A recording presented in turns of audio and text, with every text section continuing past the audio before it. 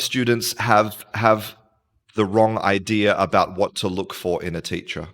And it's, I think on one hand, it's very natural that a student looks at a teacher and says, wow, they have really fantastic English. Like you have amazing English, right? You have it.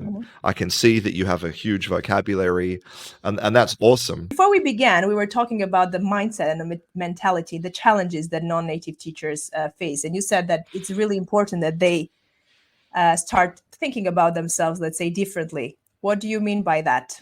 Why do you think they are struggling or they need a shift of mindset? Yeah.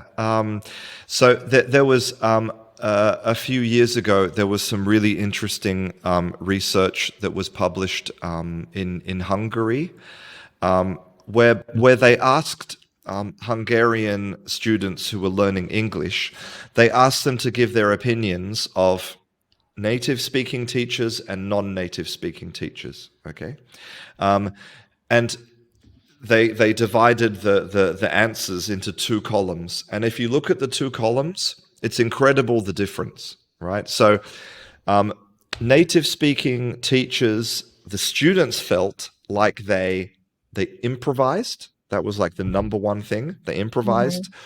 That they often did not have very careful lesson plans. That they just used whatever spontaneous language appeared in the classroom. That they focused mainly on spoken language. Okay, and that also that they talked a lot about cultural things, like, you know, in America we do this, in England we do this. Okay. Yes. And in contrast, the non-native speaking teachers, they focused more on let's say the technical aspects of language. They did a lot more writing. They planned their lessons more carefully, and also they did more testing, okay, in the classroom, like checking. And often the difference between those two different classroom experiences is not because of the level of English of the teacher. It's often because the non-native teacher, they just don't have that same confidence. I had to train myself as well. They seek, as non-native teachers, we seek for approval, or we seek for the compliment. Before we started, you were mentioning, oh, your English is great, and you were saying this to me. I had to control myself not to say, oh, thank you, because sometimes it sounds like I am waiting for someone's approval, and that someone is more often than not needs to be a native speaker. So I caught myself, my own, biases towards non-native teachers, and it really gives the power back to those teachers who really, no one knows every word in the dictionary. No one can explain effectively every part of, discourse, grammar, writing. It's all preparation. And as you were saying, non-native teachers tend to overcompensate with materials and added things that they're doing. And it doesn't necessarily make them better teachers, because probably of this lack of confidence that they might be feeling, right? Yeah. And I would say that often native speakers, especially if they are given a job only because they're a native speaker, a lot of those characteristics that they kind of present in the classroom are not always good. Like, planning for a lesson is important, but often they won't do it. They just think, well, I speak English perfectly, let's just chat, But a big part of helping a student is having a great plan for the things that they need to do, and then working on those things. So many studies about like international companies who have English as their working language, and about how 90% of the communication difficulties are cultural. They're nothing to do with language. Okay, it's things like what kind of subjects are taboo? How do people actually like run a meeting? Do they prefer the meeting to be very long, where everyone has an opinion, or do they prefer a very short meeting where one person is in control? And all of those communication problems are all about culture. They're not to do with your level of English. And so, you know, again, if you're if you're a German trying to communicate with someone from Sweden, knowing about the Queen of England is not going to help you, right? Right? Yeah, Not clear really. example. Yeah. Clear example. Yes, Yeah. I totally agree with you. I think it's kind of a shelter, a safe spot where people just go to. I had students actually, especially in company courses, tell me that because maybe my language school wanted me to cover certain materials and gave me certain resources, and my students just went, "I don't care." And when they're adults, they can say that, but we are just, when you think about primary school, you're really forcing this material onto them. And then they're going to think that English is about double-decker buses and not about international communication with people that it's very If you look at the history of teaching methods in the last 200 years, every method has perfectly reflected the needs of that generation of people. So like the grammar translation method, that was a popular way to teach, specifically when people were trying to grammar translate, books from Latin or Greek into other languages. And like the audiolingual method became super popular when we invented audiovisual technology. It's none of this is surprising. And I think today, what we see that the industry is treating English like a product, something that you can sell, and you can buy a certificate, like a stamp, but it has to be from very specific people. It has to be from Cambridge or British Council or TESOL, whatever. It has to be from these official people. But David is absolutely right, that there are no owners of language, and that the minute you take on a language and you start to use it, it's yours, right? You own it. But again, it's like what you said. It's people just need that permission. They need somebody to say, I give you permission to play with English. yes. To change the word. Like You made another very relevant example, because when I play with words, it's not as accepted as when my English colleague does. It's like it's not permitted, because if I do that, it's a mistake. Exactly. When native speakers invent words, it's just like, wow, that's very creative. That sounds good. We should put that in the dictionary, right? It's very Absolutely unequal, but it makes us chuckle. And associations and institutions, it's like achieve a near native like fluency. Do you think the wording here has improved? Do you think that is an objective we should all aim for? I'm just pushing your buttons here, I guess.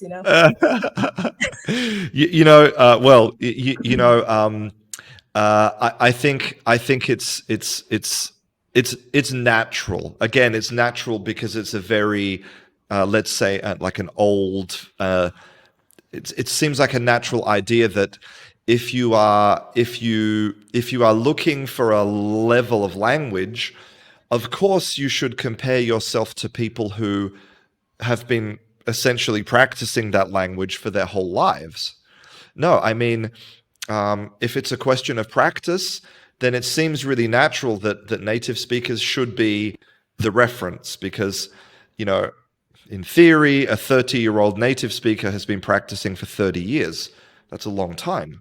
But then I think what is missing, or what is really kind of what is not clear from that type of comparison is the enormous amount of variety in the level of ability of native speakers.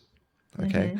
And I mean, if you just take a moment to think about native speakers that you know in your native language, like if it's Italian or Armenian or Arabic or whatever, I'm sure that there are some native speakers who, in your opinion, have a very poor level of language, right?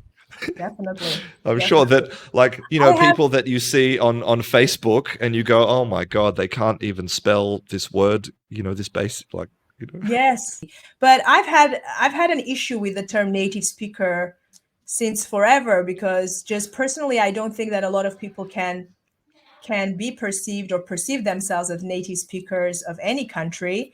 I left Armenia when I was 6. I'm illiterate. I don't know its alphabet. But then the Italian institution, for instance, the Ministry of Education, considers native speakers those who have finished their secondary studies in an English-speaking country, for instance, or whichever country they come from. So in that case, I would be an Italian native speaker, but Italian was would be so I had Armenian, Russian, Spanish, English. It would be my 5th language. It would have been if I went in chronological order. So I feel that whenever we talk about being a native speaker of something, I automatically feel like it excludes me from everything, because I don't belong in that box. And people say, but this is an exception. And I say, no, it's not, because there's so many plurilingual identities and students and people who have, parallel, language repertoires, they're translanguaging in many different languages at the same time, and they're not faulty. There's nothing wrong with these people, but we are consistently making them feel like they're out of place. They don't belong. They're making mistakes. Their one language is interfering with the other, and it's just a poor vocabulary or poor command of, And what is the English language? It's never about the other languages, is it? Somehow with English, it just takes on, I think, a life of its own, because it's conceived as something, the most important communicative tool that we have, in the 21st century somehow. Simple questions like, where are you from? Like, they can become really complex. And I'm sure if someone asks you, like, where are you from? Like, I find it like I call them microaggressions, especially when it follows the question, what do you do? Sure. And okay. If it's where are you from, generally speaking, like, I don't see it as a microaggression, but it's when I teach English. Oh, where are you from? And they're disappointed by the answer, because it's like, oh. And I also get comments like, oh, but you are a C2. I'm a C2 too, but you are a C2 C2. Like, there is no C2 C2 level. There is just a C2. And you see the standardization of this language is really not working for us or in our favor sometimes, because we've put these labels, these descriptors, but they can't possibly begin to cover our individual, strengths of communicating. Yes, exactly. I mean, it's kind of incredible that the world of language learning and language teaching seems to exist sometimes in an alternate universe of logic.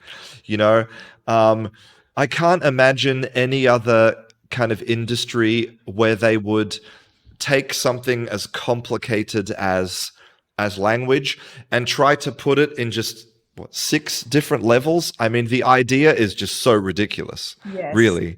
Because, let's say a majority of students will pick the native speaker as their teacher, but the native speaker has not been working hard on their professional development. They have not been, studying. They have not been learning about classroom techniques, because, as you said, they're like, okay, I'm a native speaker. Yay, perfect Can English. I just add to that, though? But there never is a requirement for them to do so. Yeah.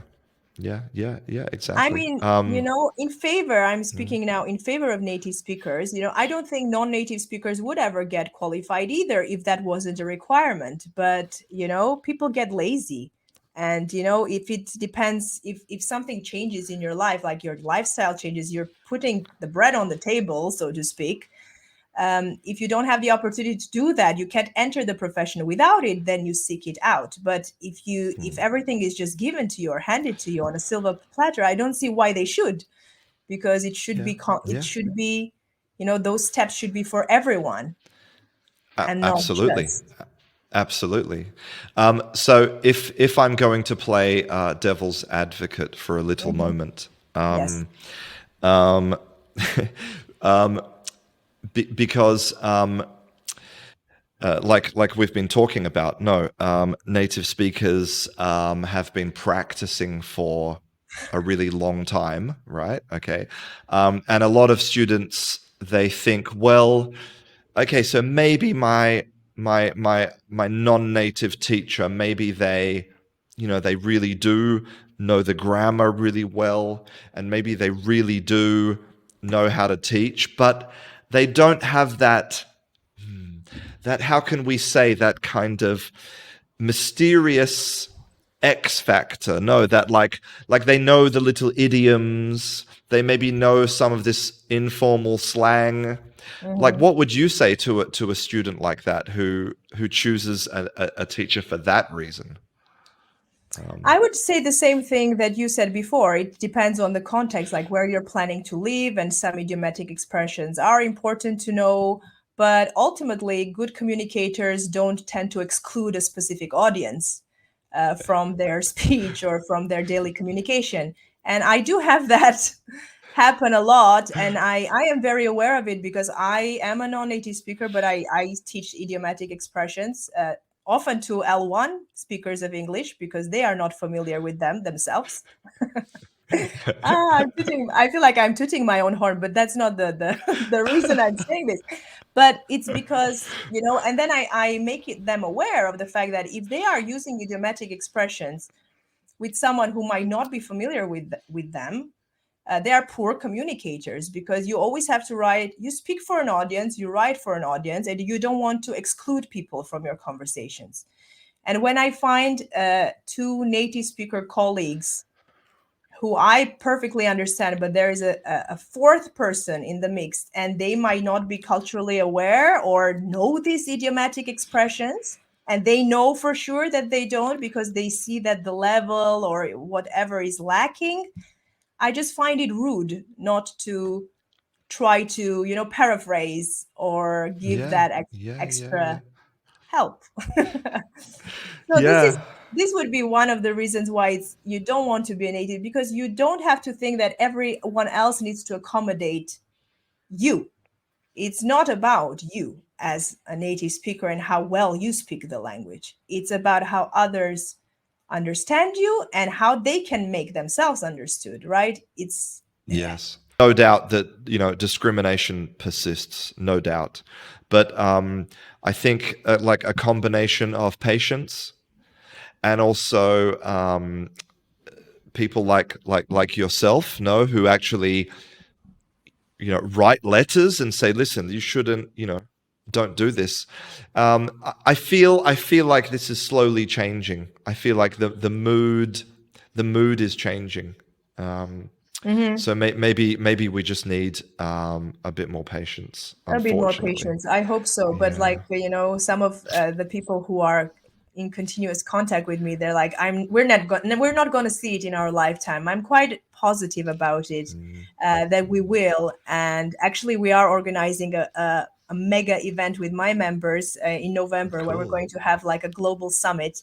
And if you feel Nice. like participating, I will send you a speaker proposal, Christian, because it's really important that we kind of organize ourselves in this movement, because it must be a movement. It must start consciously, and not simply because of a shortage of teachers, but it has to be something done purposefully to fight these practices that are really, really detrimental to the practice of English language teaching. And we are educators first and foremost. And the fact that we are allowing anyone to walk into the field and have like the wrong practices, and there's the whole thing of earning more, earning less, having accommodation, not having accommodation, and being a better teacher, which it's all little things that kind of take the attention away from the real issue. I just wanted to mention one thing that you were saying, about having a certificate and achieving this C2 level. I have a spoiler here, because I was one who thought that with master's degrees and language studies and the CELTAs and which I thought were amazing programs, but at the end of that road, no one is ever going to perceive you as a native speaker. And it doesn't matter how many documents you accumulate to support your skill set and how experienced you are. It's just something that if you don't tick the box, you don't tick the box. There is no other box that's going to put you at a higher, you just can't get to the highest part of the pyramid, no matter how much you work for it. So just consider that you're trying to always overcompensate. Like as non-native teachers, we always tend to want that something, and you think that somehow you're going to fill that void, and you're going to be accepted, and you're going to be seen as the professional that you think that you are. You want others to see you as, but there is no coming to that. There just isn't. Yeah, I mean, look, I haven't had that experience because I have the right passport, but I can only imagine how horrible it feels to be excluded for a reason that has nothing to do with your abilities. So I really want to thank you for bringing, your experience and everything that you have been doing on this. I often share your posts and your reels. Thank you for what you're doing. And the more native speakers speak up about it, sometimes, the messenger is more important than the message itself. So I really thank you for supporting non-native teachers from all native. I feel like I'm the representative now. But yeah, I really want to thank you for that. I have other comments I see coming in. Ownership that comes with that. Yeah. It's just like with life. You can't just sit there, have someone order you around, unless you stand up for yourself and say, wait a minute. And if it takes 3 degrees, then get there, but at least get rid of this imposter syndrome you might be having, which we all have in general in many areas of our lives. It's not really something you can't overcome, but it is really important that we work on ourselves and our confidence to make this change, because I know for a fact that a lot of non-native speakers don't speak up because they're worried they might make a mistake as they're speaking up, or they might write something and then they would be bullied into silence yet again. And this is not about how good your language is. This goes much deeper, and it's fighting for, your identities to be respected, because, your language use doesn't say anything about how intelligent you are. And we need to stop this from happening. It does not provide a skill set, simply being born into a nation or in a specific land. There's nothing special about it. It's an accident. Well said. Well said. Well said. Very nice. Okay. Running for president. Okay. Thank you again for everything.